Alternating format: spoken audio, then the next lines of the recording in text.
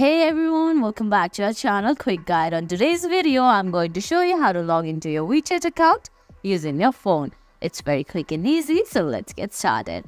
First, you have to open your WeChat on your phone.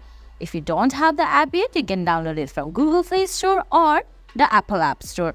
Once you do that, open the app. Then on your screen, you can see there's login or sign up option. Select login. Once you tap on login option, you can see they're gonna ask you to log in through your phone number. You can log in through other options like Apple, Facebook, or sign in with Wizin ID, QQ ID, or email. I'm gonna log in through my phone number. So type in your phone number, make sure you don't make any mistakes. Then tap on accept and continue. Then you have to type in your password. Make sure you don't make error while typing your password as well.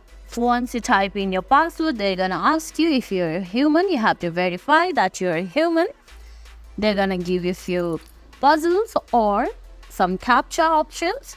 Once you verify that you're a human, you can log in into your WeChat account. And guys, that's it. That's how you log into your WeChat account. I hope you found this video helpful. If you did, please give it a thumbs up, leave a comment, subscribe to our channel, and hit that bell icon. See you in the next video. Thanks for watching.